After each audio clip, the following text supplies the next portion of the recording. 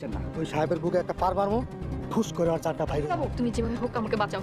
মজিদ কিভাবে যেন আকবরকে খুঁজে পেয়েছে, আমার নামে মামলা করেছে। আমি জেলে যেতে চাই না, প্লিজ। প্রিয় দর্শক মণ্ডলী, তাইলেই কি এবার মজিদ সাহেব এবং সাদিয়াকে হত্যা করে ফেলবে এবং হত্যা করার মাধ্যমে নিজের অপমানের প্রতিশোধ নেবে?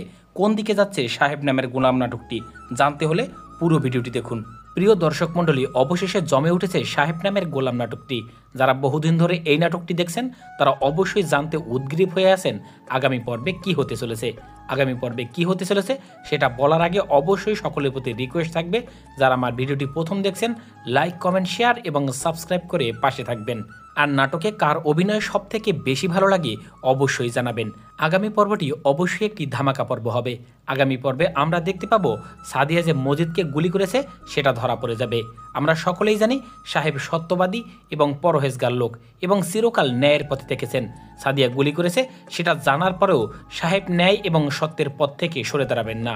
অন্যদিকে সাহেবকে হত্যা করার জন্য উঠে পড়ে লাগবে মজিদের ভাগ্নে। এক কথায় বলা যেতে পারে দুই দিক থেকেই মহাবিপদের মধ্যে থাকবে সাহেব এবং সাদিয়া। অন্যদিকে সাহেবও তৎপর রয়েছে, কারণ সাদিয়া তার বিয়ে করা বউকে বাঁচানোর জন্য সে সাদিয়াকে একটা নিরাপদ স্থানে রেখে দেবে। কিন্তু নিরাপদ স্থানে রেখেও কিন্তু বেশি একটা লাভ হবে না, কারণ অন্যদিকে সাহেব এবং সাদিয়াকে হন্য হয়ে খুঁজে বেড়াচ্ছেন মজিদ এবং তার বাহিনী। তাই তো মহাবিপদের মধ্যে থাকবে সাহেব এবং সাদিয়া। সবশেষ পুলিশের এসআই মিন্টুর সহযোগিতায় সাহেব এবং সাদিয়া দুইজনেই প্রাণে বেঁচে যাবে।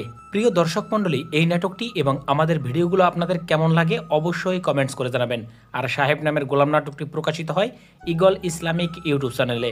আপনাদের কথা ভেবেই এই নাটকের শুটিংয়ের কাজ দ্রুত গতিতে চলমান রয়েছে। চলমান পর্বের পরের পর্বটি ঠিক 3 দিন পরে বিকেল 3টা 30 মিনিটে পাওয়া যাবে। আর নাটক সম্পর্কিত সব ধরনের আপডেট জানতে আমাদের পাশে থাকুন। সবাই ভালো থাকুন, সুস্থ থাকুন।